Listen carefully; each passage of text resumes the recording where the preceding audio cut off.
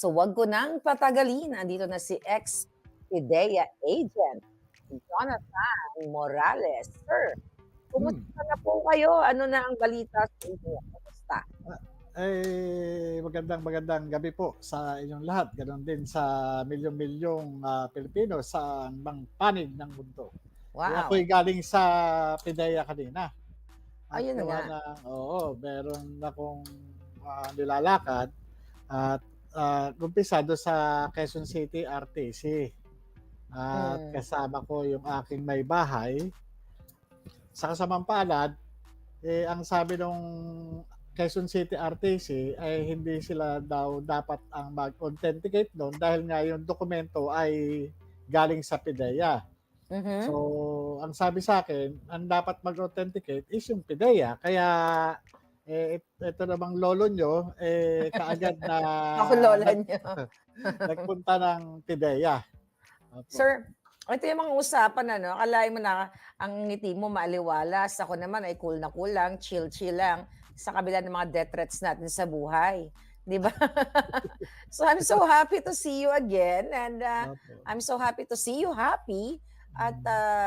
yeah, siyempre galing ka sa ano 'no, galing ka sa mga hearing mo. Kumusta na pala yung mga kaso mo bago tayo mapunta dito sa PIDEA ang pag-surprise visit mo? Dahil excited din ako na ikwento mo sa taong bayan na napakatapang ng iyong ginawa na naman ngayong araw na ito. But, bigyan mo kami ng update sa mga Alam niyo kasong nangyari. Alam Hmm, niyo sa Pampanga 'no, nung nakaraang ano 'no, anong petsa ba ito? May 27 yata. May yung May 27 sa Pasig at, Ah, 'di ba namomroblema ako dun sa security at, mhm. ikaw naman agad, kumilos ka 'no, nagpadala ka kaagad sa akin ng mga ano, panay mga presidential security group pala dati yung pinadala mo. Saan ba Yun yung mga tinanggal ni Kuting nilipat ko sa'yo. Joke lang. Yun Opo, pala, opo. kaya Mm. napaka-ano 'no, mga O alerto 'no? okey naman po ba yung mga bruskong pinadala ko? Actually para Oo, sa'kin yun, eh. Nanligaw oo, lang sa'yo, eh. kaya nga, eh. At, nagpapasalamat din ako dun sa kaibigan natin, at, ay wala kasi akong ano 'no, wala kasi akong authority na banggitin yung pangalan niya, pero Mhm, mhm. gusto Yes, ko rin yes. magpasalamat din sa kanya, kay kuya at, Hmm, maraming salamat din sa'yo at saka dun oo. kila Ayan ano 'no, ayan mo hmm, magpaalam tayo kung puwede mabanggit yung kila name niya. Mike, okey, Oo. kila Ba't gan Paps. ba't Mm. oo. The question is, sir, hanggang ngayon sa kaalaman ng taong bayan, na dapat ang isang tao, isang Pilipinong may death threat like you, eh, dapat proteksyonan talaga ng government. Dahil ikaw po ay taxpayer, Pilipino, ipinanganak sa Pilipinas. So hanggang ngayon po, agent, wala pa rin talagang nag-reach out or I believe nag-apply na ikaw with your lawyers, di ba? For protection. Wala po ba talaga? Oo, alam niyo, ang masakit nito 'no, parang gano'n ata talaga kapagka yung ano 'no, sinasabi na ito kasi paglabas ko hindi ko naman inakusahan yung pangulo, 'no, pero siya kasi yung naging subject dun sa inimbestigahan ko. Kaya siguro hindi ako mabigyan-bigyan ng gobyerno ng ano 'no, ng security and Security. protection Mhm. dahil nga sa ang ano 'no, nasa ilalim sila ng executive department, ito sa ilalim ni Pangulong Lisa Marcos, ay ni ano pala, Lisa Marcos, yung ba presidente natin ngayon, yun si ano, yung Si asawa, si yung asawa Ngagba. pala, Eh, si ano Pangulong Bongbong alam mo Marcos, Agent oo. Morales, ayaw kita idamay dito sa bibig ko 'no, pero nakakarimarim kasi 'tong presidente. Itong presidenteng Ngagba na ito, itong mga taong gobyerno natin na imbes na magsisigaw ako dito, na magagalit ako dito, o okrayin na lang natin sila, at least alam na ng taong bayan na hindi ka pa rin nabibigyan ng security. At sino nga po nagbigay sa'yo ng security agent? Ay, si ano, Binibining Maharlika at si kuya na I ano, mean, alam niyo nakarating ako ng Pampanga 'no, nung una 'no, bale nung 27 sa grabe. Pasig ano, at yung Mm. sa Pampanga na hearing ko na pagkalayo-layo, yun ano, kayo pa yung biruin niyo 'no, kayo pa yung nagbigay sa akin ng security. Na dapat Kaya gobyerno ang gumagawa, hindi oo ako. nga, kanina nahihiya naman ako sa inyo na abalahin kayo kaya kanina, eh, ang security ko yung aking may bahay. Mga Oh, kababayan, yun po. Kaya nagulat nakarating kami ng ako. Quezon City RTC at saka sa PIDEA kanina. Actually, agent, na-stress ako sa'yo. Hmm. The reason why, mga kababayan, na-stress ako kay Agent Morales, sa totoo lang, na parang, sabi ko, ba't umalis ka nung wala kang security? So, umalis siya, wala siyang security, hindi siya nagsabi, at ang inyong may bahay lang talaga. Seriously, na ano po ako, nabigla ako talaga dahil, syempre, di ba, we want to protect you. Then, umalis kayo nung wala kayong security at lumusok.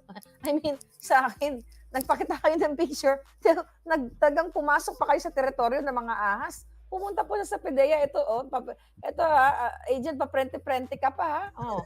Ayan po siya. Sa totoo na stress ako sa inyo dahil nag-provide tayo ng security tapos pumunta ka sa PIDEA, naka-prente ka pa at feeling ano ka diyan ay parang walang death threat. Ayun teka muna. Ayan po siya, nandiyan siya sa PIDEA. Ikukwento mo yan, agent, at malaman ng taong bayan. Ayan. So, kwento mo, bakit, na medyo nagkaroon ka na ng background kanina, bakit kailangan mong pumunta sa PIDEA dyan, agent? Ay, gawa ng may mga dokumento kasi na kinakailangan na patunayan na ito ay totoong dokumento na inisyu ng PIDEA.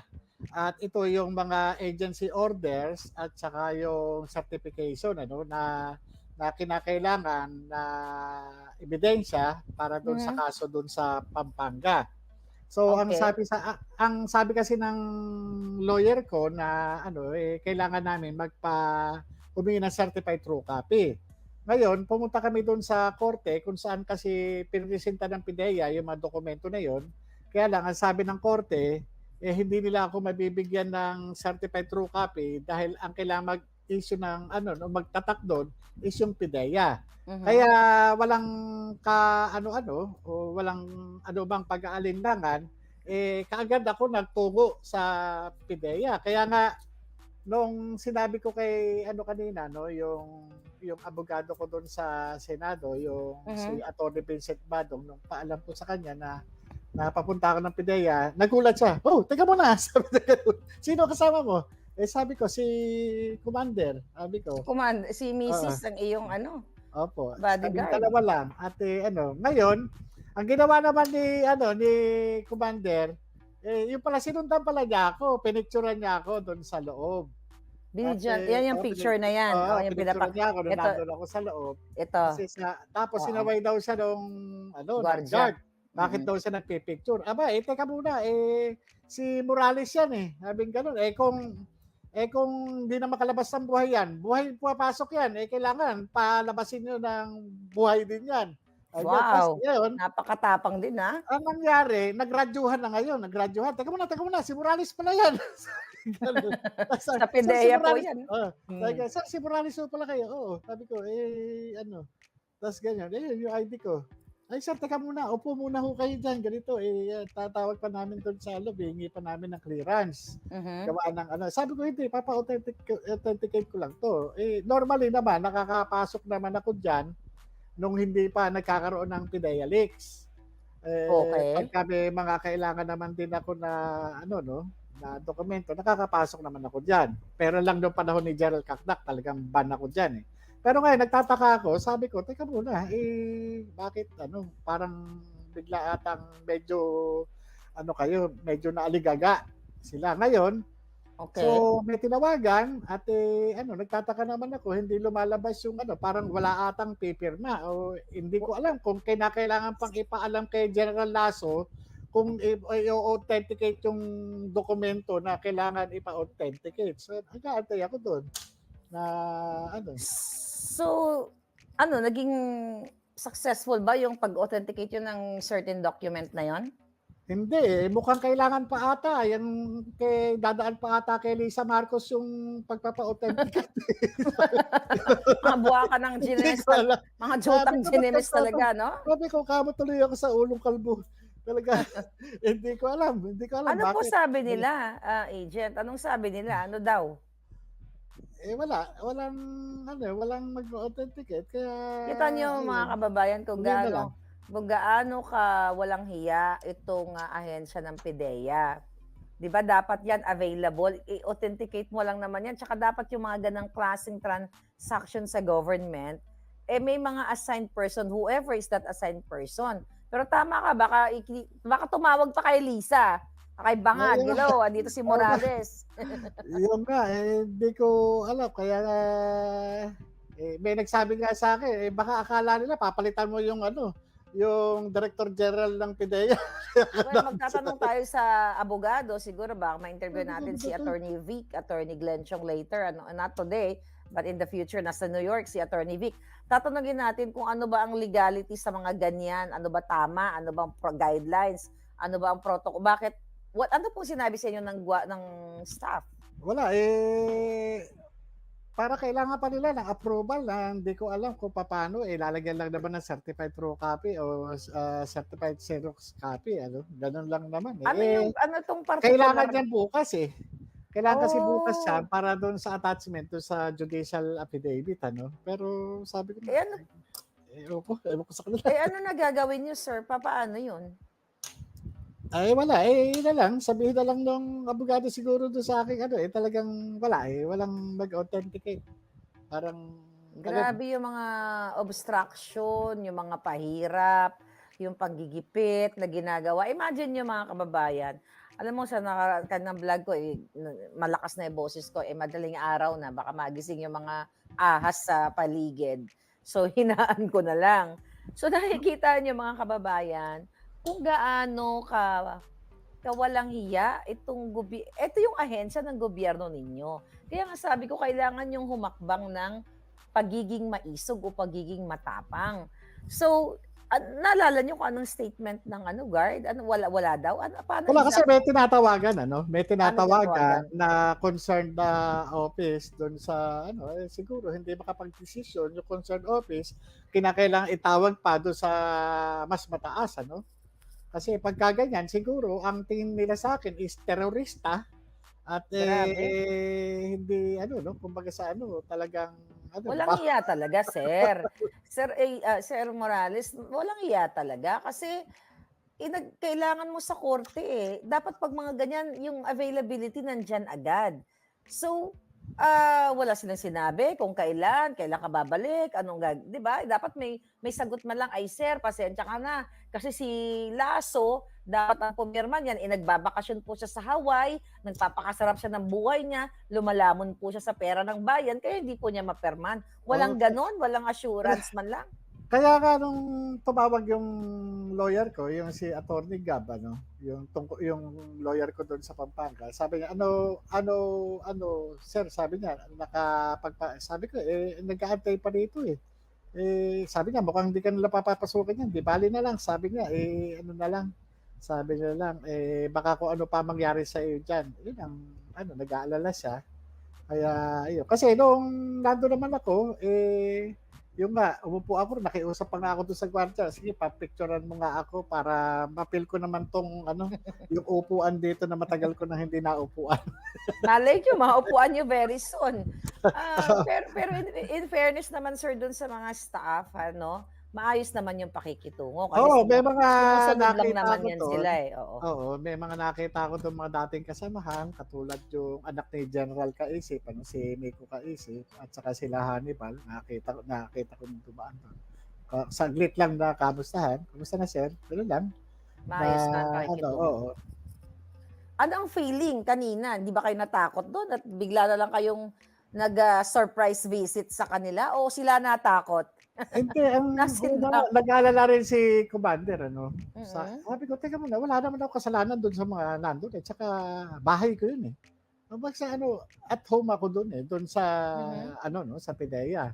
At wala akong personal na kagalit sa sino man do'n ano, Mhm. wala akong personal na kagalit. Kasi unang-una trabaho, itong pagkaka-involved ko rito trabaho, eh. Malay ko ba na ano, tsaka hindi ko naman sinabi na mag-ano 'no, magtumira ng cocaine itong si Pangulong Bongbong Marcos nung 2012. Hindi ko naman Mhm. sinabi 'yun ano. Ako trabaho lang, trabaho. Wala akong dapat katakutan o ikakaba sa kanila na ano. Ako'y taong pumunta ro'n, kaya sana tao nila din akong tanggapin. Dahil wala naman akong pinakitang masama sa kanila, eh. Kung ano man do'n ano, wala akong pinakitang ano, wala akong ginawang masama. Kaya doon, ang feeling ko doon sa PIDEA, no, isang tahanan na Mhm. masarap balik-balikan. Ganun lang. So, sa tingin mo ba si Francia nandoon sa loob? Oo, nandun sila. Hindi man lang siya Eh, sana nagkamay nga sa'yo? kung nakapasok nga ako, eh, Hmm. mag-ikot ako dun para magkape-kape. Ano sila, kape, painumin niyo naman ako ng kape niyo, Eh, masarap baka kape. lasunin kayo do'n, sir, kayo talaga.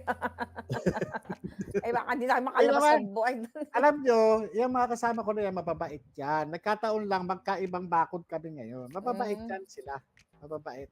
Parang mga kapatid ko na yan, mga yan.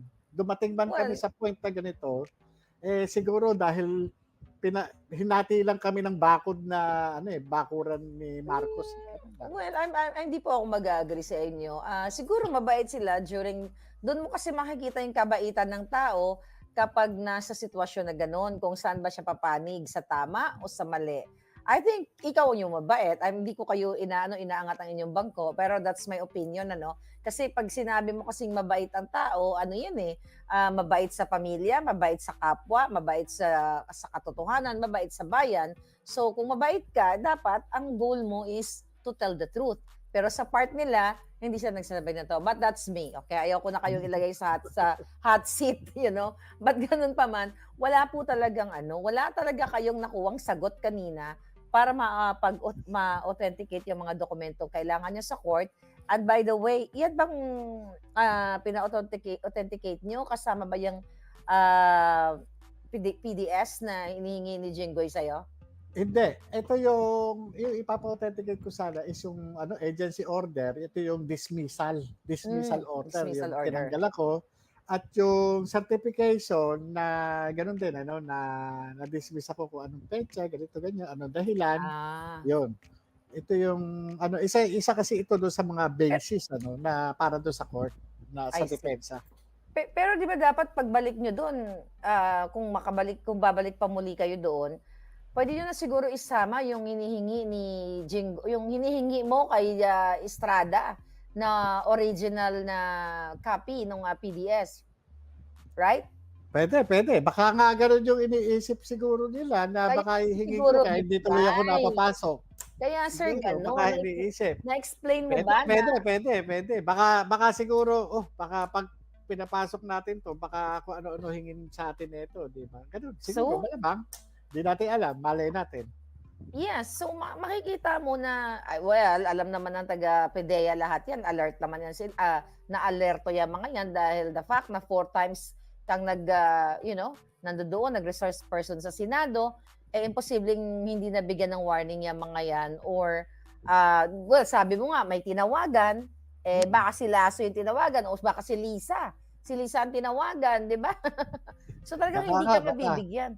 Oo, kasi Kasi siguro siyempre covered sila ng instruction ano, kaya do'n naman normally pagka pupunta ka sa isang opisina at may kailangan ka, agad-agad papasukin ka lalo na dati ka namang ahente, dati ka empleyado at, kumbaga sa ano, meron ka namang naiambag naman siguro do'n 'no, na talagang ano 'no, na nagmarka. yes. Ewan ko kung papaano yung ano, mukhang nag-iba na, mukhang ano Well, na sila, nag-iba eh. na kasi bangag na po yung presidente. Pero gano'n pa man sir, balikan ko yung eksperyensya mo nung nasa PIDEA ka pa. Eto bang mga simpleng dokumento noon na hinihingi ng kapwa ninyo PIDEA agent, whoever they are, 'pag kailangan sa mga korte, ganito din ba yung pahirap na ginawa sa'yo na walang sagot, ni ha, ni ho, walang klarong, pagbigay ng impormasyon na, "Uy, pasensya ka na kasi hindi available si ganito or dapat pipirmahan ni ganyan."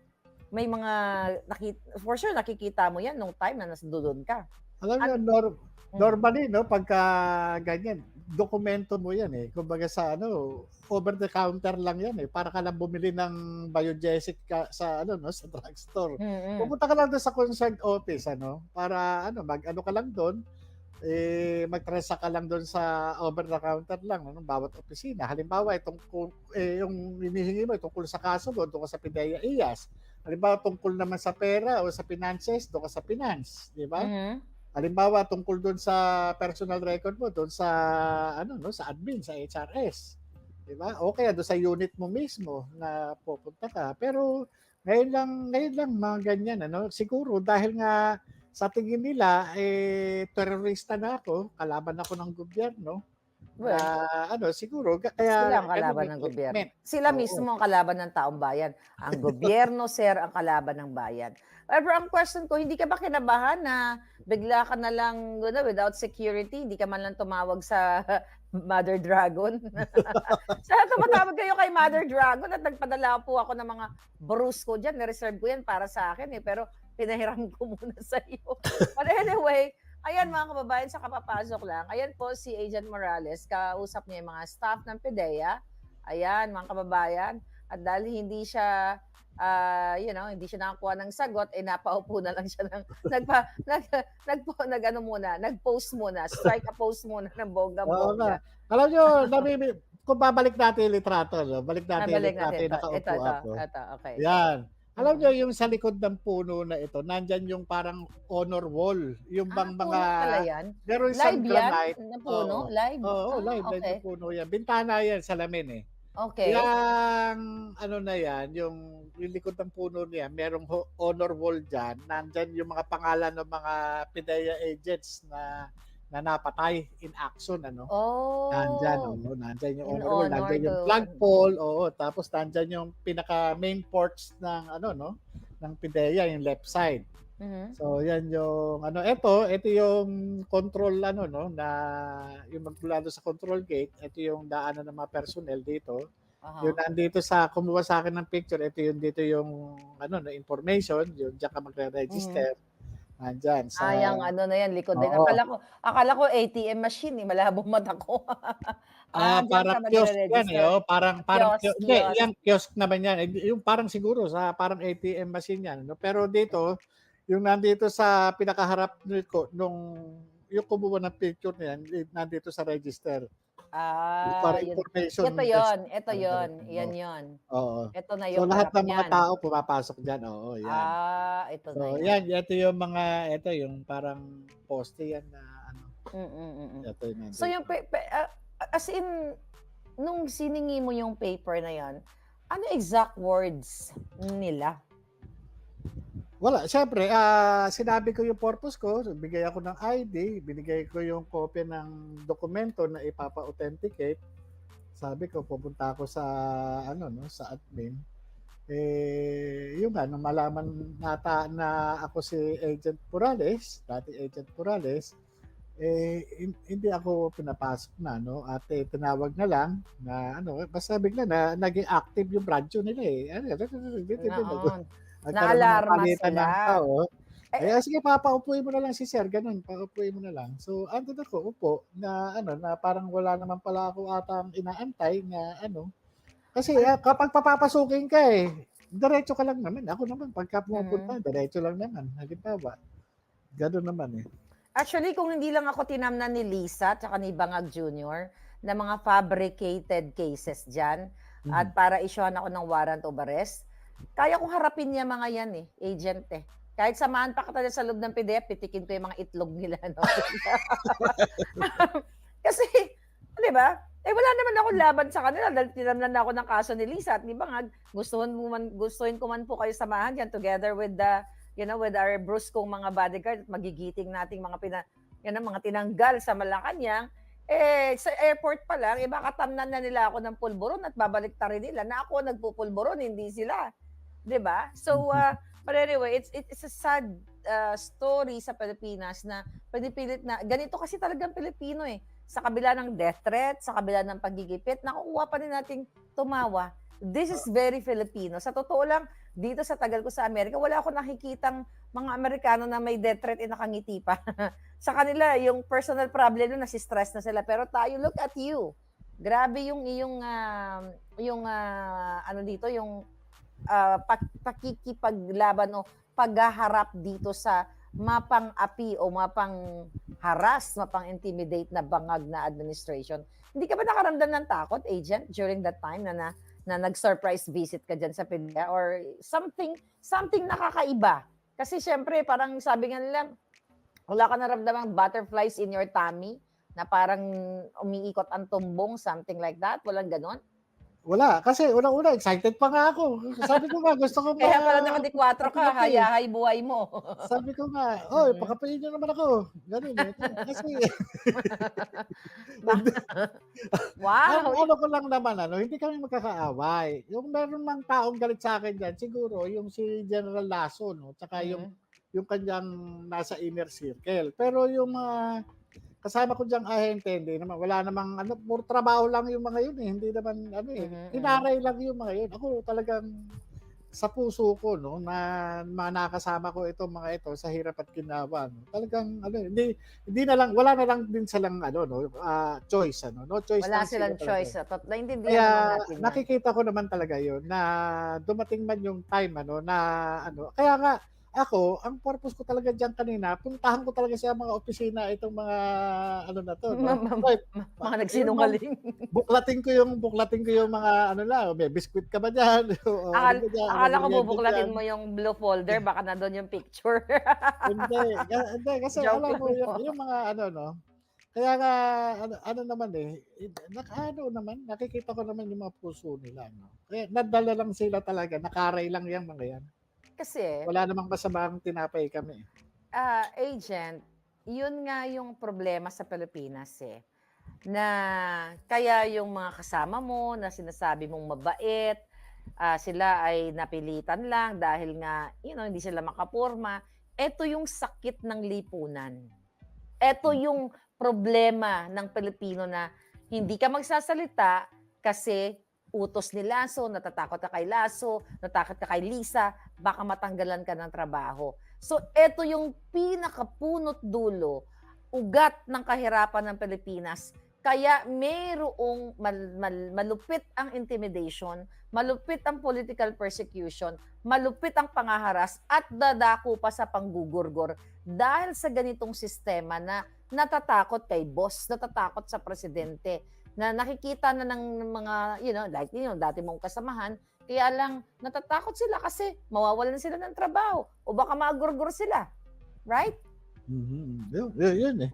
Yun nga, eh. Alam mo, yun nga 'no, kaya nga sa akin kasi yung yung pagpunta ko talaga dun, eh, parang na-miss ko sila, eh. Na-miss My God, kaya sina kakaiba ka. Kaya Ibang sinabi klase na, ka. "Oh, kailangan yung sa PIDEA mo pa ano." Kaya nga sabi ni commander ko, "Ha, seryoso ka? Pupunta ka?" "Oo, hindi ka na." "Bakit? Anong kasalanan ko sa kanila?" Sabi ko, "Wala akong kasalanan sa kanila 'no." Tuloy si Yun. Alvi gusto na kayong maging maging, senador. Sabi ni Alvi, Sir Morales for 2025. Ako po. Ba't Grabe, oh. hindi. Oo. Ako maraming maraming salamat po. Mm. Ano, eh, alam niyo gusto ko rin pasalamat talaga 'no, dito kila Joey 'no, kay Sas, Yes, dun yes, sa yes. Hindi Mo Pera Yan na grupo ano, sulong at matatag na Baby girl, Pilipino. birthday ni sa Strogado sa South Ay, yesterday. happy Happy birthday Miss birthday. Sexy, ang Oh, 'di ba? sexy-sexy niyan. Si ano, si Oh, PH sexy Update, talaga 'yan. Alvis naka-ano ko sexy yan, po si siya. PH Update, yan si General Macanas ng General's Viewpoint, yung ano 'no, si Captain Third Dado ng Pinoy floor. Survivor, at saka yung alam niyo ba yung Waray-Waray na OFW. Hala, talagang pati yung ano 'no, yung kabataan ko talagang nai-ano niya, eh, 'no, Oh, yeah? na-interview ako ng Waray-Waray OFW. Mhm. Talagang pati yung kabataan ko naman at saka yung buhay ko sa Japan, yun yung Bilang kanya OFW. Gusto oo, ko yun pag-usapan 'yan, maganda rin, eh, Gusto ko maganda. pag-usapan